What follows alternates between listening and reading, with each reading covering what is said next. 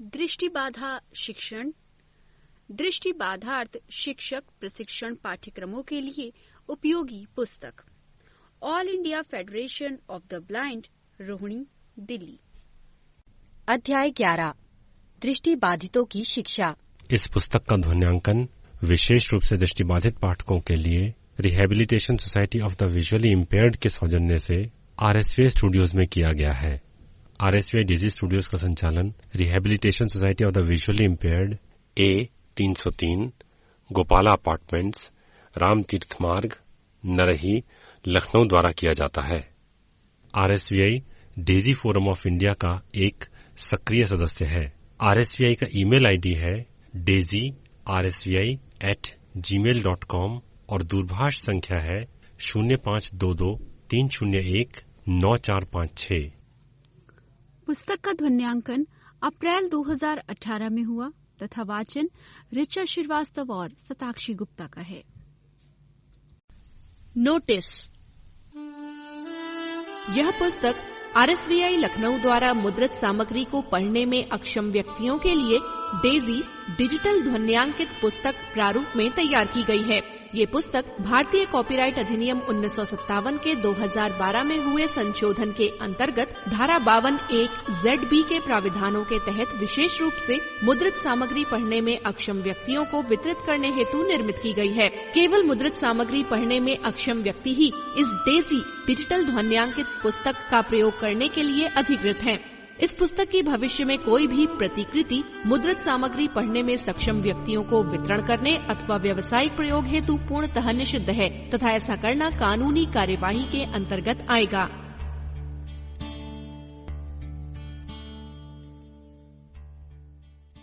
पृष्ठ 143, अध्याय 11, दृष्टिबाधितों की शिक्षा। Doctor R.S. चौहान। शिक्षा जीवन पर्यंत चलने वाली प्रक्रिया है। ये व्यक्ति के व्यवहार एवं विचारों को परिष्कृत करने का माध्यम है। वास्तव में शिक्षा मनुष्य में ऐसी क्षमताएं एवं गुण उत्पन्न करती है जो उसे न केवल पशुओं को नियंत्रित करने की शक्ति प्रदान करते हैं और उसे एक भिन्न श्रेणी में रखते हैं, अपितु उसे अपने पार्श्विक व्यवहार को भी सार्वजनिक हित में संशोधित तथा परिमार्जित करने के योग्य बना देते हैं। शिक्षा मानव को देवतुल्य बना सकती है। ऐसी क्षमताएं एवं शक्तियां दृष्टिबाधितों के लिए भी उतनी ही वांछनीय व अनिवार्य हैं जितनी दृष्टिवान के लिए। निश्चित रूप से किसी भी समाज के सभी सदस्यों के लिए शिक्षा के सामान्य उद्देश्य समान ही होते हैं, जैसे उन्हें साक्षर बनाना। परंतु दृष्टिवान के लिए साक्षरता का अभिप्राय है दृश्य लिपियों के माध्यम से पढ़ना लिखना, जबकि दृष्टिबाधित के लिए इसका अर्थ है स्पर्श लिपि यानी ब्रेल अथवा बड़े छापे वाले अक्षरों का प्रयोग कर पाने की क्षमता। शिक्षा को सुचारू एवं व्यवस्थित रूप से संचालित करने के लिए पाठ्यक्रम की आवश्यकता होती है और कुछ सिद्धांत भी अनिवार्य हैं। दृष्टिबाधितों की विशिष्ट शैक्षिक आवश्यकताओं को ध्यान में रखते हुए शिक्षा के कुछ सिद्धांत अपेक्षाकृत अधिक महत्वपूर्ण हो जाते हैं। इसके अतिरिक्त दृष्टि के अभाव के परिणाम स्वरूप संबद्ध बालकों के पाठ्यक्रम में भी कुछ एक अतिरिक्त कौशल सम्मिलित करने पड़ते हैं और कुछ संशोधन भी अनिवार्य हो जाते हैं। अतः इस अध्याय के अंतर्गत शिक्षा के उद्देश्यों, लक्ष्यों, विशिष्ट सिद्धांतों, जमा पाठ्यक्रम एवं पाठ्यक्रम में आवश्यक संशोधनों के संदर्भ में विचार किया जाएगा। हमारे संविधान द्वारा देश को एक कल्याणकारी राज्य घोषित किया गया है। चौहान 2000। संविधान निर्माताओं ने शिक्षा को व्यक्ति तथा राज्य दोनों के लिए ही महत्वपूर्ण एवं अनिवार्य समझा। इसलिए बिना किसी भेदभाव के संविधान की धारा 45 द्वारा व्यवस्था की गई है कि राज्य 14 वर्ष की आयु पूर्ण होने तक समस्त बालकों को निःशुल्क एवं अनिवार्य शिक्षा दिलाने का प्रावधान करेगा। पुनानी एवं रावल 2004। पृष्ठ 144। समय के साथ साथ जानकारी एवं तकनीकी संवर्धन को ध्यान में रखते हुए दृष्टिबाधितों तथा अन्य विकलांगों की अतिरिक्त समस्याओं को समझा गया। ऐसी अतिरिक्त आवश्यकताओं एवं समस्याओं को ध्यान में रखते हुए इन वर्गों के लिए निःशक्त व्यक्ति, समान अवसर, अधिकारों का संरक्षण और पूर्ण भागीदारी अधिनियम 1995 के अनुसार यह आयु सीमा 18 वर्ष कर दी गई। राष्ट्रीय हितों की पूर्ति हेतु शिक्षा के महत्व व उपयोगिता को दृष्टिगत रखते हुए भारत सरकार ने शिक्षा को मौलिक अधिकारों की श्रेणी में सम्मिलित कर लिया है। शिक्षा का अधिकार अधिनियम 2009। शिक्षा दृष्टि बाधित वर्ग के लिए हो चाहे किसी विशिष्ट व्यवसाय के लिए, उसे सामान्य शिक्षा से पृथक समझना एक भ्रामक धारणा होगी। हाँ, उसे शिक्षा की एक पृथक शाखा समझना उपयुक्त और तर्कसंगत होगा। दृष्टि के अभाव से संबद्ध बालकों की शिक्षा प्रक्रिया में स्थूल अनुभवों, प्रत्यक्षीकरण, अनुस्थिति ज्ञान तथा चलिष्णुता और ब्रेल इत्यादि उपकरणों विषयों को सम्मिलित करना आवश्यक है। उनकी विशिष्ट शिक्षा आवश्यकताओं पर पर्याप्त ध्यान केंद्रित किया जा सके, इसी उद्देश्य से उन्हें प्रदान की जाने वाली शिक्षा को विशिष्ट शिक्षा कहा जाता है। चौहान 2004। इन तथ्यों को ध्यान में रखते हुए दृष्टिबाधित बालक बालिकाओं के लिए भी शिक्षा के सामान्य उद्देश्य मूलतः वे ही रहेंगे जो अन्य भारतीय बालक बालिकाओं के लिए हैं। इनमें भारतीय संस्कृति, उसकी उपसंस्कृतियों का संवर्धन एवं संप्रेषण, शारीरिक, मानसिक व आध्यात्मिक दृष्टि से बालक या मानव में उपलब्ध सर्वोत्तम शक्तियों का विकास, मानव की आंतरिक शक्तियों का स्वाभाविक, समरसतापूर्ण एवं प्रगतिशील विकास, बालकों में अपने सामाजिक व आर्थिक परिवेश के अनुसार स्वयं को अनुकूलित करने की क्षमता विकसित करना इत्यादि सम्मिलित है। इन्हीं विचारों को विस्तार पूर्वक देखें। ये कथन बड़ा सटीक प्रतीत होता है। शिक्षा के उद्देश्य इस निर्णय के पश्चात निर्धारित किए जाते हैं कि मनुष्य को किस प्रकार का जीवन व्यतीत करने के लिए प्रेरित किया जाना है और ये भी कि वे किस गुणवत्ता का जीवन व्यतीत कर रहे हैं। चंद्र एवं शर्मा 2008। राष्ट्रीय स्तर तथा वर्गगत स्तर पर शिक्षा के उद्देश्य सामयिक परिस्थितियों से भी प्रभावित होते हैं। वर्तमान परिस्थितियों में दृष्टिबाधित विद्यार्थी ऐसे विषयों के अध्ययन की ओर अग्रसर हो रहे हैं जो उन्हें नौकरियों में आरक्षण का अधिकतम लाभ दिलवा सकें। उनके शिक्षित माता पिता तथा अध्यापकों को भी इस ओर अधिक ध्यान देने की आवश्यकता है। पृष्ठ 145। पुरानी उक्ति है कि स्वस्थ तन में ही स्वस्थ मन पाया जाता है। अतः शारीरिक स्वास्थ्य तथा विकास सदैव शिक्षा का एक उद्देश्य रहा है। दृष्टिबाधा जन्य अनेक सीमाओं को ध्यान में रखते हुए दृष्टिबाधित बालक बालिकाओं के लिए प्राथमिक स्तर से ही इस ओर विशेष ध्यान दिया जाना अनिवार्य है। भारत की शिक्षा व्यवस्था में प्राचीन काल से ही बौद्धिक विकास एक महत्वपूर्ण उद्देश्य रहा है। तर्कशास्त्र तथा व्याकरण का विशेष अध्ययन इस ओर स्पष्ट संकेत करता है। वर्तमान ज्ञान आधारित समाज में बौद्धिक विकास अपेक्षाकृत और अधिक महत्वपूर्ण हो गया है। दृष्टिबाधितों के लिए इसका विशेष महत्व इसलिए है क्योंकि बौद्धिक श्रेष्ठता के बल द्वारा कुछ परिस्थितियों में दृष्टि अभाव से उत्पन्न चुनौतियों का सामना कुछ सरलता पूर्वक किया जा सकता है।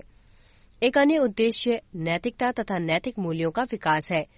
सबल होते पाश्चात्यवाद और उसके प्रभाव से बढ़ती उपभोक्तावादी संस्कृति से उत्पन्न विकारों को सीमित रखने की दृष्टि से नैतिकता एवं नैतिक मूल्यों पर विशेष ध्यान देना हमारी आवश्यकता है। भूतपूर्व राष्ट्रपति डॉक्टर राधाकृष्णन के अनुसार शिक्षा को नैतिक एवं आध्यात्मिक मूल्यों की प्राप्ति के माध्यम के स्थान पर केवल बौद्धिक व्यायाम मान लेना भारत सहित संपूर्ण विश्व की समस्याओं का स्रोत है। चौहान।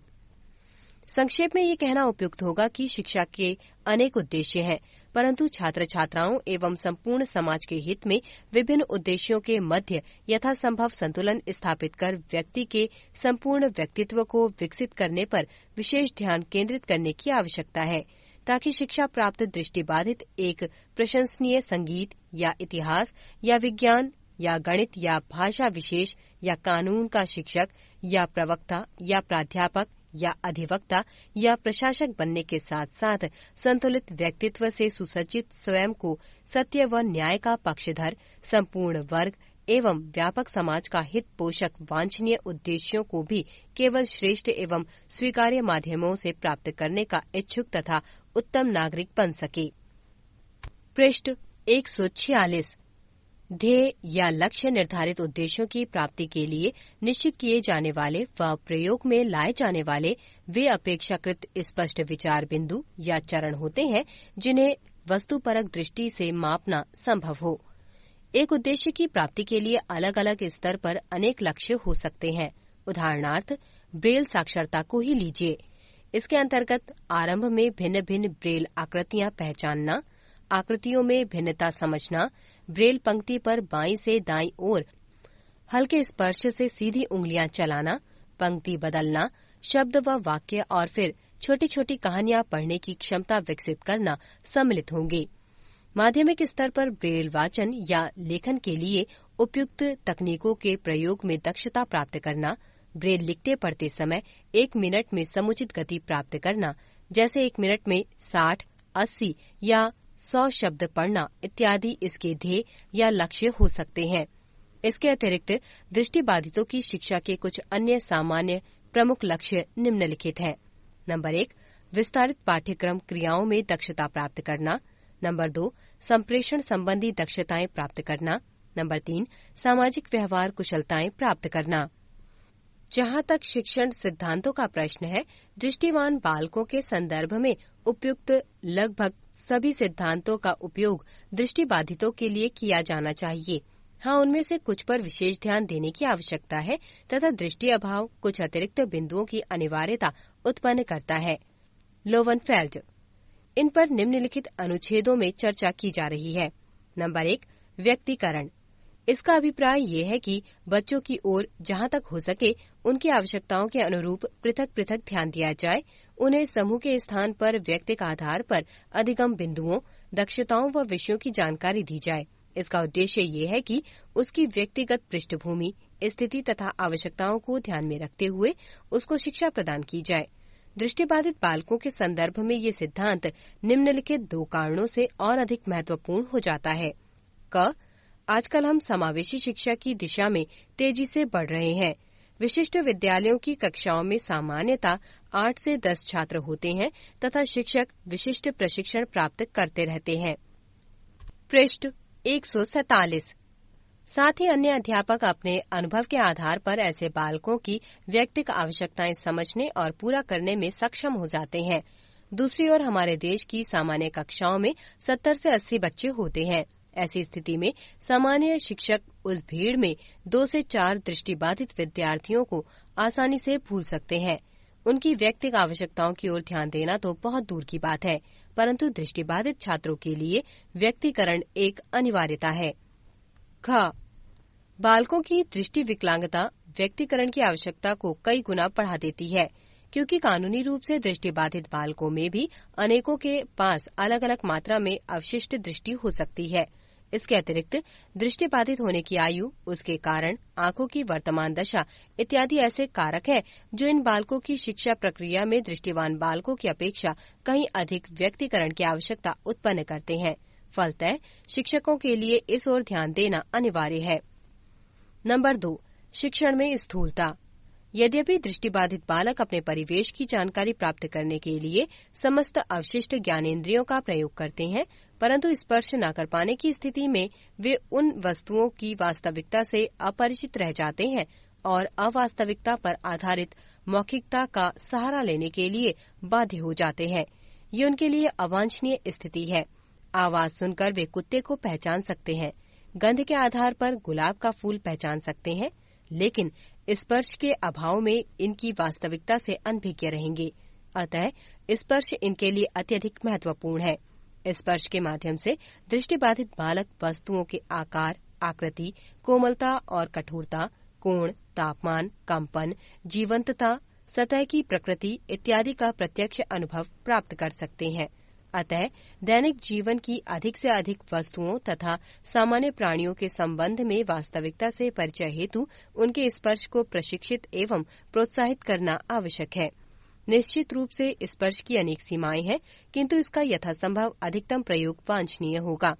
इन सीमाओं को परिश्रम और समय की बचत के लिए बहाना बनाना हानिकारक होगा। लेटर बॉक्स, ट्रक, कार, गाय, भैंस, खरगोश इत्यादि के बारे में हजारों बार मौखिक जानकारी देने की अपेक्षा वास्तविक रूप में एक बार दिखाना कहीं अधिक उपयुक्त एवं लाभदायक है।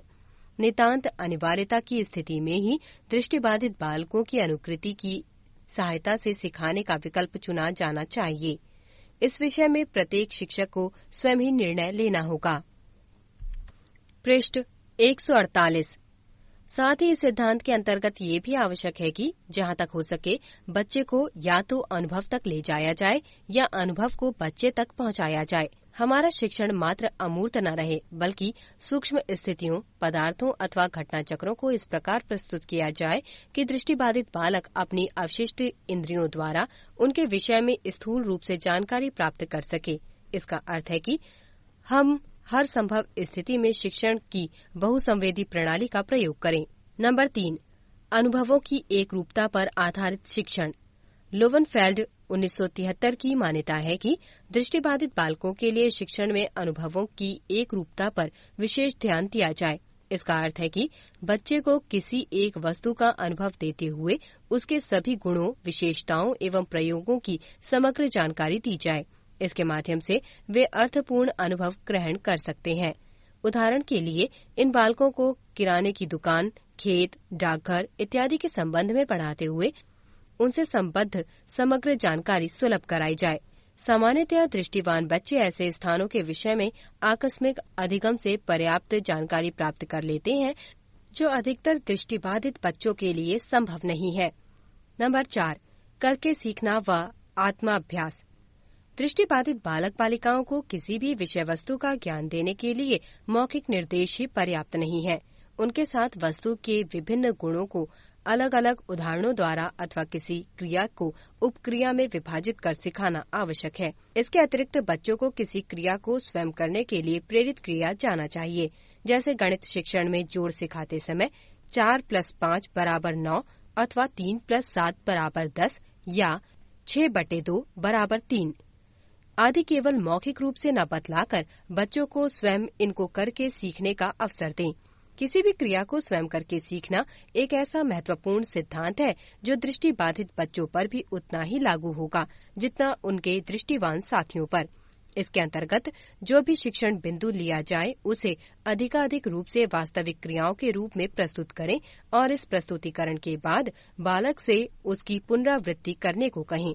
ये सिद्धांत विभिन्न कलाओं तथा कौशलों के अधिगम में विशेष महत्व रखता है तथा प्रत्यय विकास में भी इसकी उपयोगी भूमिका हो सकती है। केवल एक बार क्रिया करना ही पर्याप्त नहीं है। पुनरावृत्ति और प्रबलन के आधार पर बालक को बार बार आत्माभ्यास के लिए भी प्रेरित किया जाए जिससे संबद्ध प्रत्यय अथवा कौशल अथवा शिक्षण बिंदु भली प्रकार स्थापित हो सके। पृष्ठ 149, विस्तारित पाठ्यक्रम या जमा पाठ्यक्रम। ये पाठ्यक्रम दृष्टिबाधित बालकों के लिए अनिवार्य व कौशल समूह है जो उन्हें अपने समवयस्क या समकक्ष दृष्टिवान बालकों के समान शैक्षिक अनुभव ग्रहण करने के योग्य बना सकता है। इनमें कुछ कौशल ऐसे हैं जिन्हें अन्य कौशलों के स्थान पर सीखना पड़ता है, जैसे दृश्य लिपि के स्थान पर पढ़ने लिखने के लिए ब्रेल लिपि। कुछ कौशल ऐसे हैं जिन्हें दृष्टिवान बालक अन्य व्यक्तियों को देखकर आकस्मिक अधिगम के रूप में ग्रहण कर लेते हैं, जैसे भली प्रकार भोजन ग्रहण करना, ब्रश करना तथा बाल संवारना। इन्हें दैनिक कौशलों के अंतर्गत एक उप श्रेणी में सम्मिलित किया जाता है।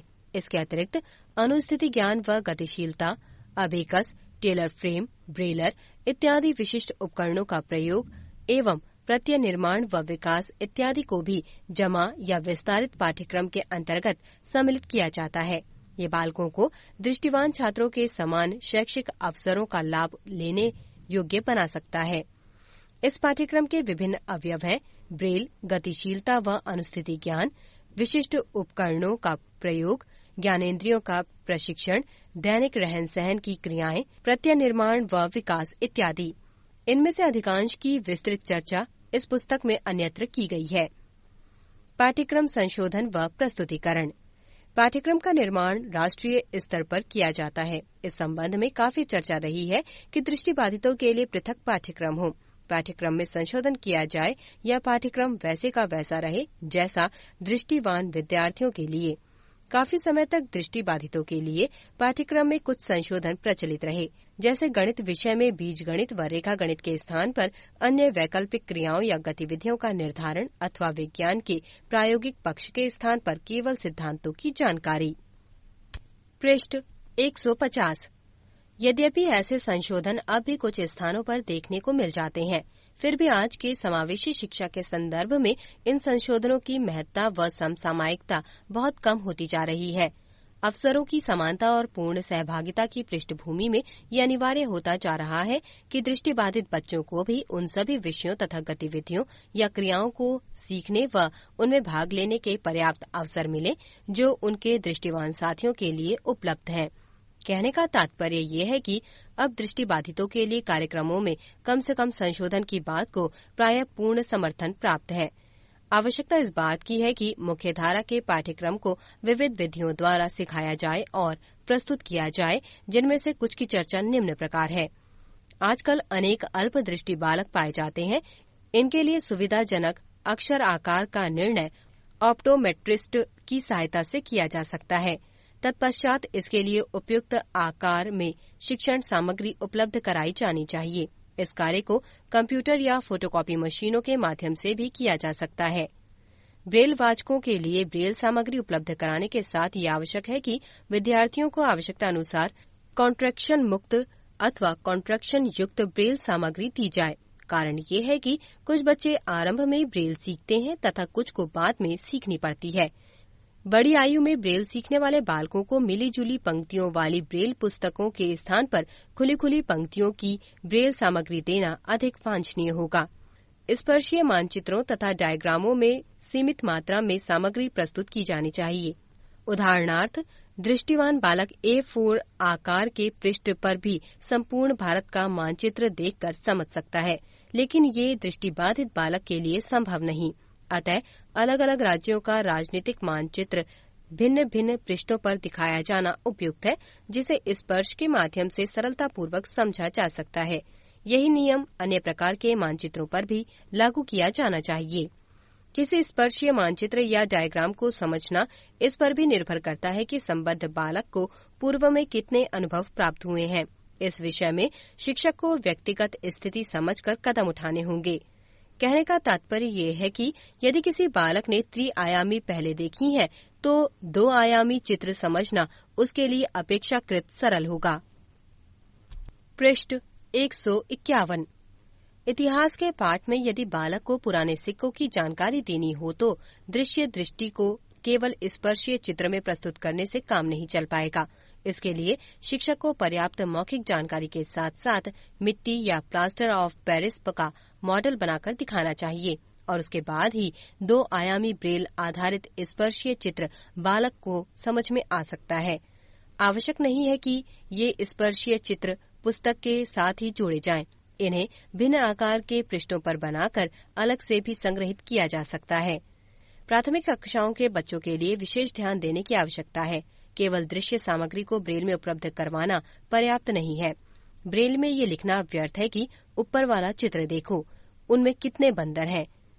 ऐसी पुस्तकों में सूचनाओं को इस प्रकार आयोजित करना होगा कि वर्णित वस्तुओं को उसी पृष्ठ पर चिपकाकर अथवा पृथक रूप से दिखाया भी जा सके। जैसे कंघी शब्द आने पर वास्तविक कंघी उसी पृष्ठ पर अथवा पृथक किट से दिखाई जाए। एक पृष्ठ पर अधिक विशाल आकार के कुछ शब्द दृष्टिवान बालक के लिए उपयुक्त हो सकते हैं, परंतु दृष्टिबाधित बालक के लिए बहुत दूर दूर ब्रेल शब्द नकारात्मक स्थिति उत्पन्न करेंगे। अतः 2 ब्रेल पंक्तियों के मध्य केवल एक या अधिक से अधिक 2 पंक्तियों का रिक्त स्थान होना चाहिए। एक शब्द से दूसरे शब्द की दूरी भी एक रिक्त शेल से अधिक नहीं होनी चाहिए। यदि सारणी रूप में कुछ प्रदर्शित करना हो तो रिक्त स्थान पर उभरी ब्रेल पंक्ति का प्रयोग करें। निष्कर्ष स्वरूप ये कहना उचित होगा कि इस अध्याय में वर्णित तथा सम्मिलित सिद्धांतों, नियमों एवं सुझावों को प्रयोग में लाने से दृष्टिबाधित विद्यार्थी एक बड़ी सीमा तक अपने दृष्टिवान सहपाठियों के समान शैक्षिक अनुभव प्राप्त कर सकते हैं। संदर्भ ग्रंथ सूची। Number 1, Chandra, S.S.N. Sharma, R.K. 2008, Principles of Education, Atlantic, Publishers and Distributors Private Limited, Delhi। पृष्ठ 152। नंबर 2, Chauhan, R.S. 2000, Welfare State in India, Its Impact on the Education and Rehabilitation of the VH, PhD Thesis, HNB, Garhwal University, Srinagar, unpublished। Number 3, Government of India, 2009, The Right of Education Act, New Delhi। Number 4, Government of India, Persons with Disabilities, Equal Opportunities protection of rights and full participation act 1995 New Delhi. Number 5 Joyce B and Weil M 1990 models of teaching 3rd edition Prentice Hall of India New Delhi. Number 6 Lowenfeld B 1973 special methods in the visually handicapped child in a school, the John Day Company, New York. Number 7. Punani, B. and Rawal, N. 2000, Visual Impairment Handbook, Blind People's Association, Vasrapur, Ahmedabad. Number 8. Chauhan, R.S. 2004, विशिष्ट शिक्षा का अर्थ एवं इतिहास शिक्षण प्रशिक्षण लेखमाला प्रथम संस्करण HICB Delhi.